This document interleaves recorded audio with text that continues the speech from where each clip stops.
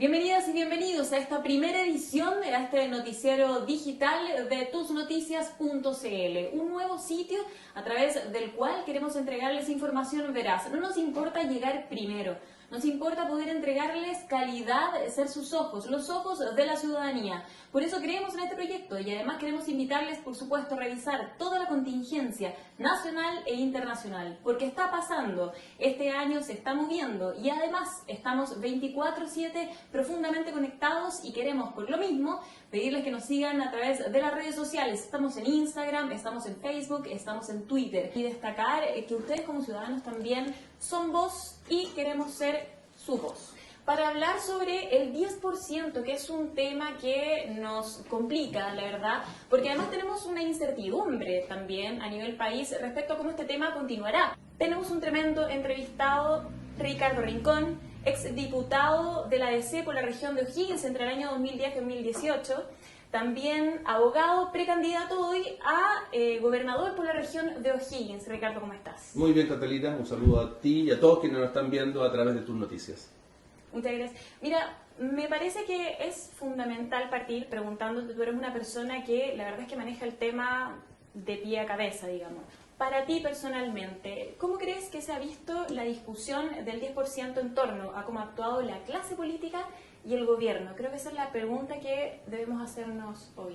Bueno, el gobierno se ha opuesto permanentemente al primer retiro, también se opuso al segundo retiro, ha tenido una oposición total porque en definitiva ha tratado permanentemente de proteger el mercado de capitales. En definitiva, Catalina, las platas de los chilenos, las platas nuestras, 200.000 millones de dólares, son colocados en las AFP, nos cobran comisiones, pero se usan básicamente para mover el mercado de capitales, para financiar empresas, grupos económicos. El objetivo no es la seguridad social ni las pensiones futuras de los chilenos. Cualquier retiro de esa plata significa que esos 200.000 millones de dólares se debilitan, disminuyen. Ya en el primer retiro fueron prácticamente 17.000 millones de dólares que los chilenos pudimos por fin disponer nosotros de ellos. En el segundo retiro, más o menos 14.000 millones de dólares. Entonces la oposición del gobierno se explica por eso y la oposición lo que ha hecho es tratar de, mediante reformas constitucionales, lograr que la ciudadanía pueda acceder a esos fondos que son fundamentales para enfrentar la pandemia. Ricardo, considerando lo que me estabas comentando, cierto que en términos globales es lo que está ocurriendo a nivel nacional, pero que ya lo hemos leído a través de la prensa, lo hemos visto incluso en las notas de tus noticias, hemos estado básicamente también reporteando lo que está pasando con esto del segundo retiro del 10%. ¿Qué crees tú?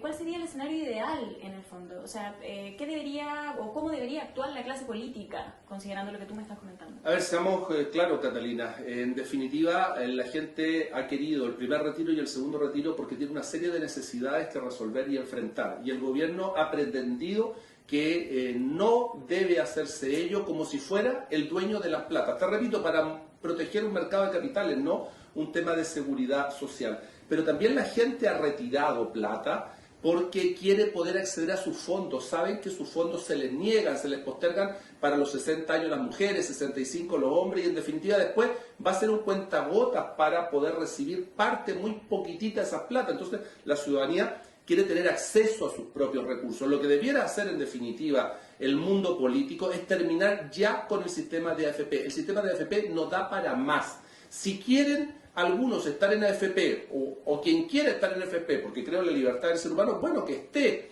pero que no tenga esta exclusividad obligatoria de rango, no solo legal a través del decreto ley 1500, sino también constitucional, que no exista esa exclusividad obligatoria y la ciudadanía pueda disponer sus fondos, por ejemplo, en una cooperativa de ahorro para las pensiones, pueda ver mecanismos distintos para poder. Podría haber, por ejemplo, alguien que quisiera ir al sistema de reparto, que de hecho un sector del país tiene sistema de reparto, de manera tal que no exista exclusividad en el tema por parte de las AFP. La ciudadanía no quiere más AFP, no quiere que sus platas sigan capturadas por la AFP. Para cerrar la idea entonces, ¿hay falta de voluntad?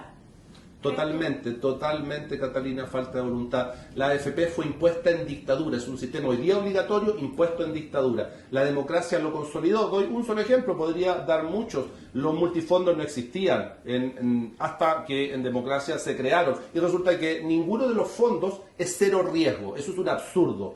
Porque en el sistema capitalista y de mercado sí existen instrumentos de renta fija. Por lo tanto, ¿por qué no hay un fondo cero riesgo? Porque lo importante es el mercado de capitales, porque las comisiones se pagan por riesgo. Por eso que al sistema le sirve mucho que la gente esté en el A o en el B, porque ahí las comisiones por externalización de la administración de los fondos son mayores. Es decir, no hay voluntad. ¿Por qué? Porque todos, absolutamente todos, salvo algunas excepciones que solo confirman la regla, en definitiva, quieren mantener este sistema y quieren que lo más importante siga siendo, lamentablemente lo digo, Catalina, el mercado de capitales y no la pensión futura o la seguridad social de los chilenos. Teniendo en consideración lo que me estás comentando, que definitivamente hay una falta de voluntad desde la clase política, desde el gobierno, ¿qué hiciste tú precisamente, Ricardo? Te quiero llevar al terreno más personal tuyo como profesional, también como abogado, pero principalmente como diputado, en materia legislativa, en temas de pensiones cuando fuiste diputado. ¿Qué hiciste? ¿Qué viste? Varias cosas, la verdad, Catalina. Creo que he sido súper consecuente en esta materia. Una de nuestras iniciativas más importantes fue la posibilidad de retirar hasta un 25%. No estoy hablando del 10%, no, hasta el 25% de los fondos para que la ciudadanía pudiera comprarse una casa. A nuestro juicio no existe una pensión digna futura si las personas no son dueñas de su propio inmueble. Por eso esa iniciativa que obviamente se perdió, ahí está nuestra propuesta que fue lamentablemente rechazada en el ámbito que correspondía en la Cámara de Diputados. Nosotros además impulsamos la comisión investigadora por las fusiones trucha que implicaron generar pérdidas para el Estado por evasión tributaria de millones de dólares y también, y lo digo con pena, nos opusimos a la mal llamada reforma de pensiones de la expresidenta Bachelet, a quien quiero y aprecio, por las diferencias que teníamos con su ministro Valdés, toda vez que no regulaba las AFP, no hacía cambios estructurales para en definitiva garantizar una buena pensión en función del rol de administración de fondos que tiene la AFP. ¿Se pudo haber hecho más? Mucho más. Obviamente, se pudo hacer mucho más y lo más importante, se puede hacer mucho más porque hoy día la ciudadanía tiene mucha más conciencia de que en definitiva este sistema no solo ha fracasado, sino que tiene puesto el foco en el mercado de capitales y no en la pensión y en la seguridad social, que debiera ser la verdadera preocupación. Sé que es difícil lo que te voy a preguntar porque es pensar rápido y en breve, pero si pudieras definir en una línea, ¿cómo le llamarías a la estrategia para poder salvar, entre comillas, el bolsillo de las personas? O sea, que un fondo consolidado, Para mí el sistema cooperativo, pueden haber muchas propuestas, pero para mí el sistema cooperativo es la alternativa porque además las personas son dueñas del sistema cooperativo. Y eso marca la diferencia, ahí las utilidades desaparecen y se transforman en excedentes que son de beneficio de todos los cooperados y por lo tanto tiene una óptica totalmente distinta, está imbuida en los principios de solidaridad, de colectividad, de bien común. Evidentemente tú los fondos los administras, haces que renten, pero el concepto de utilidad, de lucro, desaparece por el de excedentes, de beneficios que genera el sistema para todos. Ricardo, vamos a avanzar en esta entrevista. Quiero llevarte a la prensa, a la contingencia actual. A ver, hay titulares que son clarísimos. Por ejemplo, el Mercurio año 2000. Me imagino que lo recuerdas patente, ¿no? Todos lo recordamos, ¿cierto? Yo creo. Claro. Dijo el Mercurio que el año 2020 los chilenas y chilenos íbamos a pensionarnos con el 100% de nuestras ganancias. Bueno, ahí está en la historia, lamentable. Aquí estamos, digamos, claro, en medio de la pandemia. Quiero seguir con la segunda parte de los titulares porque es importante. También hace poco la según titular sobre falacias y forrados, que entendemos, ¿cierto? Te golpea a ti claramente y abre toda una puerta de discusión.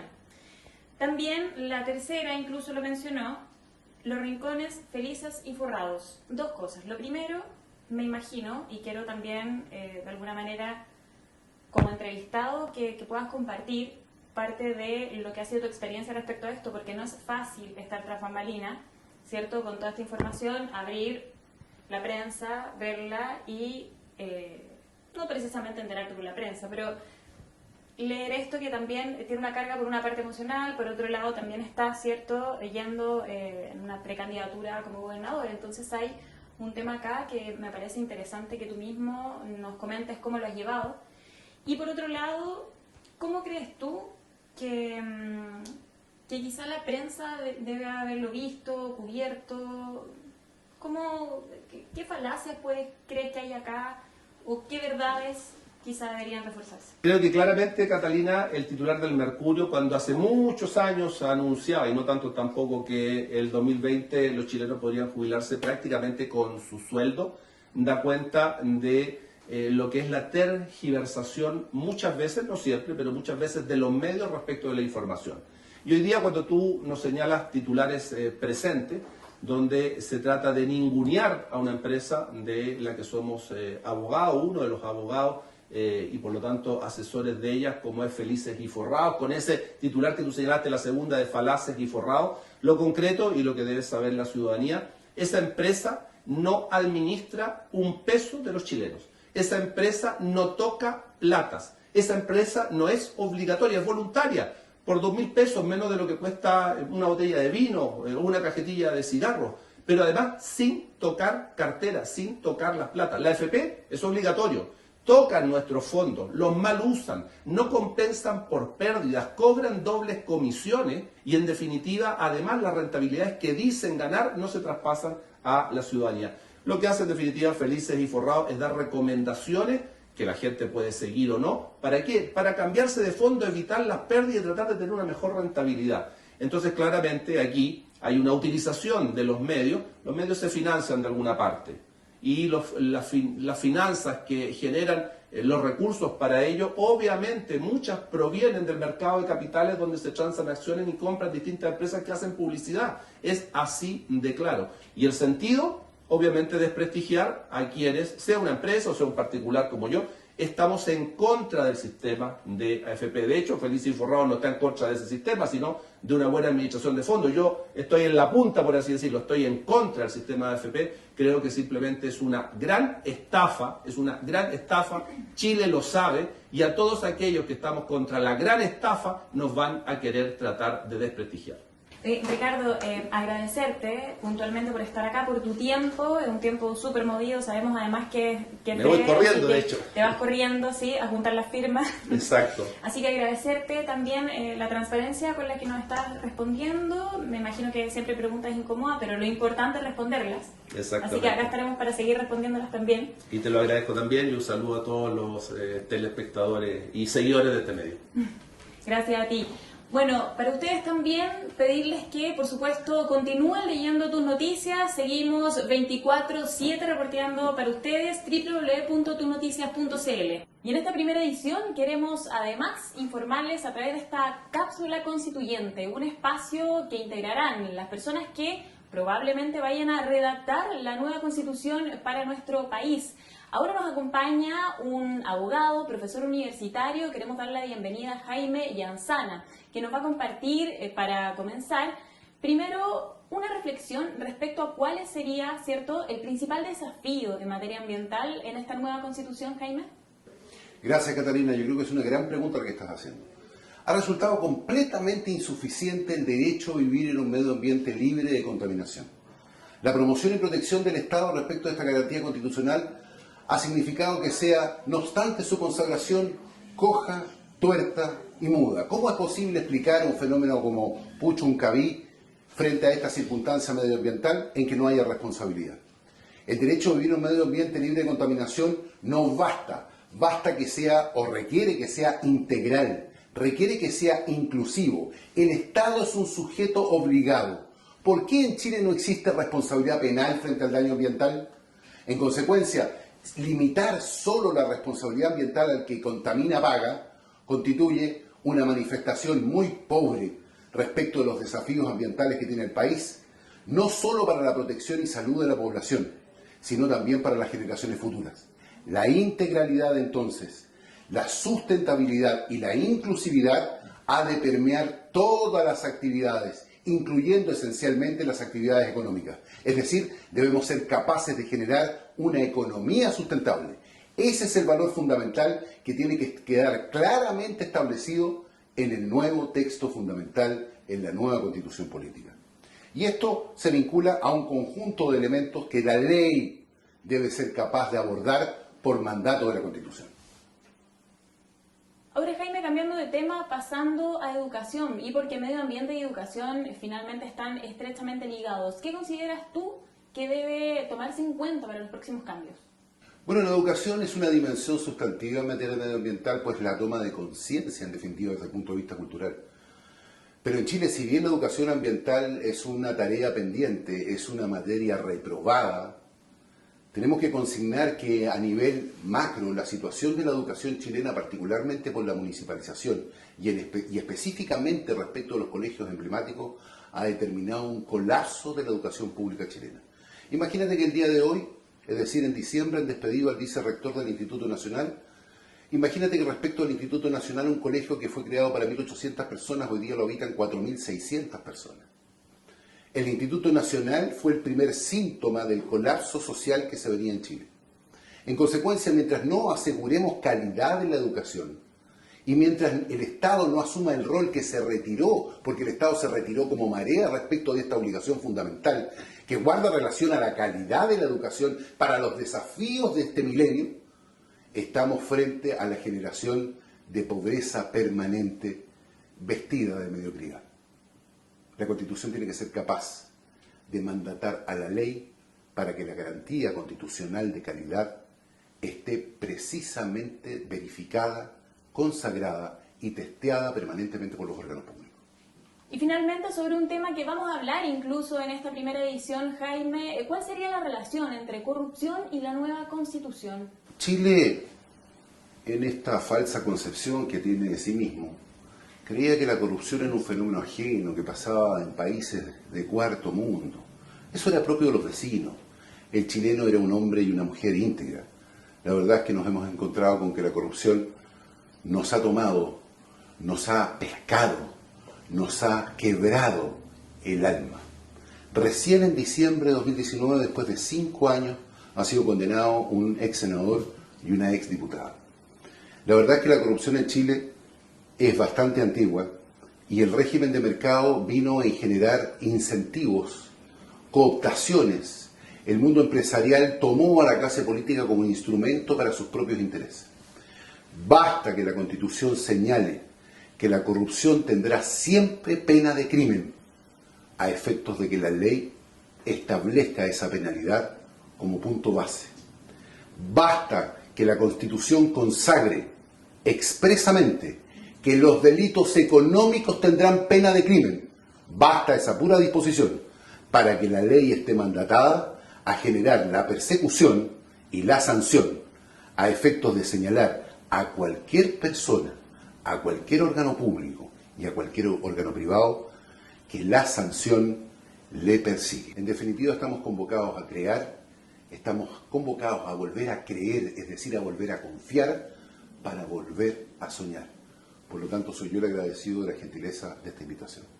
Bueno, y una de las noticias que ha generado mayor controversia este último mes, ¿cierto?, es este llamado Bus de la Libertad, que a través de Marcela Aranda, directora del Observatorio Legislativo Cristiano, se pidió para circular en las calles de Santiago del Paraíso. Había pasado este bus también anteriormente en el año 2017 como dato y evidentemente generó bastantes críticas, se le ha denominado también el bus del odio.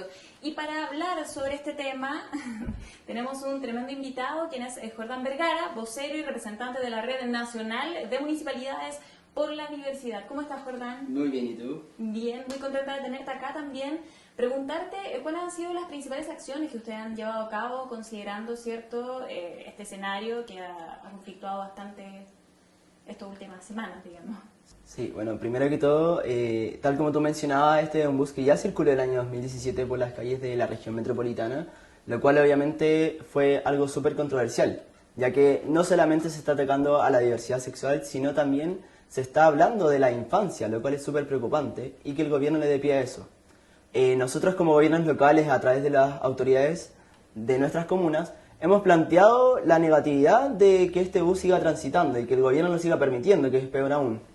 En ese sentido, la semana pasada se convocó un punto de prensa fuera de La Moneda desde los gobiernos locales exigiendo al gobierno central que no autorizara la marcha de este bus. Perfecto. ¿Cómo les fue? ¿Cómo fue esa reunión, ese punto de prensa? Fue bastante fue una convocatoria muy grande. ¿Masiva? Sí, masiva. Llegaron bastantes medios de comunicación, se cubrió a nivel nacional la nota, incluso en medios regionales a nivel sudamericano. En ese sentido, no hace mucho sentido que esta noticia tenga tanto revuelo, por lo mismo que estábamos comentando recién. Sin embargo, desde el gobierno no se ha dado una respuesta. No nos queda claro cuál va a ser su posición, ya que por un lado reniegan la actitud de pasar a llevar a las personas, pero sin embargo siguen permitiendo que estos hechos de incitación al odio sigan permitiéndose. Jordán, ¿han tenido contacto ustedes con Marcela Aranda? ¿Se han comunicado con ella? ¿Han tenido ciertas reuniones? ¿Cómo ha sido ese proceso?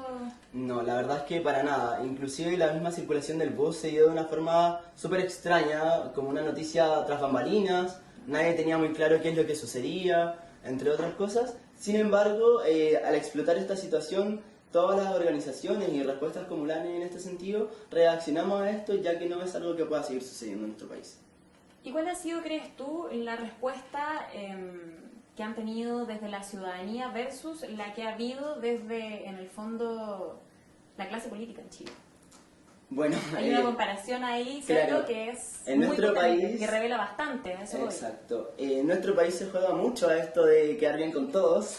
Por ende, lamentablemente, un día decimos una cosa, al otro día decimos otra. Y sin embargo, la clase política deja mucho que desear hoy en día. Hay muy pocas personas políticas que se hacen cargo de estas situaciones y defender los derechos humanos finalmente, que son los que se ven pasados a llevar para la comunidad LGBTIQ+. Perfecto. Y yendo a lo que ustedes han pedido a las autoridades, ¿cuáles han sido las respuestas que le han dado a estos reclamos? Las respuestas, la verdad, han sido nulas, por no decir que nos han cerrado las puertas de la cara en varias ocasiones. Nosotros hemos buscado reunirnos con el gobierno central mediante subsecretarías, con cargos del gobierno central, sin embargo no se ha dado ninguna respuesta. Y es por esto que nosotros hemos recalcado desde el día 1 de la creación de esta red, en el año 2014, que hoy en día en Chile somos la única respuesta estatal que existe para la comunidad LGBTIQ+. Son los únicos encargados de dar frente a estas necesidades desde las comunas y que además, lamentablemente hoy en día, siguen quedando a voluntades políticas. Se han cerrado programas durante estos años, otros han perdido presupuesto, lo cual obviamente deja desvalido todo este tema de la diversidad para las personas. Absolutamente. En temas de política pública, me gustaría meternos un poquito ahí, considerando lo que está pasando respecto a este bus particularmente, que evidentemente es un hito, pero acá hay un trasfondo mucho más profundo, digamos. ¿Qué crees tú que permite quizás esta discusión? Abrir, de hecho, enfrentarnos. Se viene además la redacción de una nueva constitución. ¿Lo han discutido? ¿Cómo Sí. va más o menos esta pauta? Bueno, durante el año lo primero que nosotros hemos realizado es un trabajo en conjunto, justamente a la par de organizaciones del gobierno, en un trabajo en la reformulación de la ley 20.609 que nace el año 2014, que es la ley antidiscriminación, que sin embargo, como todo en Chile, está hecho a medias, por lo cual deja muchas cosas inconclusas. Tenemos categorías que no son claras, tenemos hechos que tampoco son claros para la comunidad, y es la única ley que hoy en día a ti te castiga si las pruebas no son suficientes ante un hecho de discriminación. Y que además, en caso de que esto inclusive se llegase a comprobar, no hay ningún hecho reparatorio para la persona afectada. Sin embargo, sí, al cobrar una multa, esta va en beneficio directamente del gobierno. Entonces, ¿qué es lo que estamos haciendo realmente? ¿Es mucho el trabajo que hay que pedir? Sí, es necesario y es justamente eso por lo que hemos trabajado. Sin embargo, hasta hoy en día la ley antidiscriminación, por ejemplo, no considera incitaciones al odio. En cambio, sí considera afectos cuando a ti te golpean, cuando sufres hechos de violencia. Entonces, no estamos previniendo los hechos de discriminación, sino que solamente lo estamos reparando y además lo estamos reparando de pésima manera.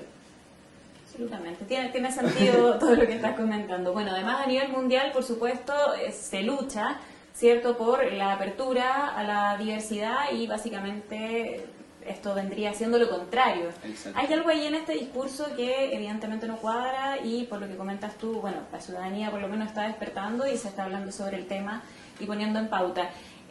Para ir cerrando un poco esta idea, ¿Cómo lo han comentado ustedes? Por ejemplo, para ti, tras bambalinas, ¿cuál crees tú que debería ser la actitud? Evidentemente, ustedes creen que el bus simplemente no debería pasar, ¿cierto? Está claro.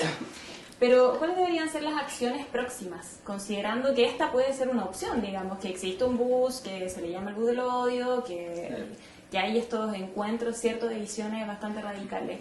¿Crees tú que sería un primer paso, por ejemplo, no solamente el cambio de ley, sino que además quizás asambleas ciudadanas como educación, evidentemente ciudadana? ¿Han hablado, por ejemplo, con el Ministerio de Educación? ¿Cómo son esos vínculos desde la organización de ustedes? Sí, bueno, la verdad es que los vínculos con el gobierno central, como te mencionaba, son bastante nulos, bastante pocos, y lo poco que se ha logrado ha sido bastante, no sé, poco comprometedor. Siempre estamos ahí como escondiendo la mano después de decir ciertas acciones, lo cual obviamente deja mucho de qué hablar. Por otro lado, nuestra acción principalmente a qué va enfocada, a que el día de mañana sean más de 18 a 20 municipios, que son los que actualmente componen esta red, los que tengan oficinas de diversidad, ya que somos la única respuesta estatal. No es posible que exista un menos del 5% de oficinas de diversidad en el país. Tampoco existe un ente regulador de estas oficinas, no hay un ministerio, no hay una subsecretaría, no hay nada que de alguna forma venga a unir criterios en estas oficinas, por lo cual obviamente esta red viene un poco a subsanar esa necesidad de trabajar de forma organizada, de forma centralizada, pero también atendiendo a las necesidades de la comunidad, que es nuestro rol fundamental hoy en día. Perfecto. Me gustaría cerrar esta entrevista con un mensaje tuyo.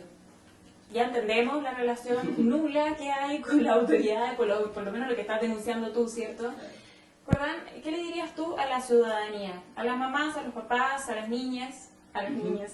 Sí, bueno, nuestro mensaje va más, sin embargo, pese a todo lo malo que pueda estar sucediendo hoy en día, va siempre en lo positivo, en que se sigan abriendo oficinas, a que la comunidad, tal como lo ha demostrado durante todo este último año, se empodere de sus derechos, que hoy en día son derechos humanos de los que estamos hablando precisamente en esta ocasión, y que sin embargo no se respetan. Entonces el llamado es a empoderarse de estos espacios, a exigir a sus autoridades que se cumplan estos derechos y los hagan valer. Perfecto. Muchísimas gracias, Jordán, Muchas por tu gracias tiempo, por la claridad también, y bueno, esperemos que las cosas con el camino se vayan solucionando, y me imagino que ahí ustedes van a estar trabajando full time en esto mismo.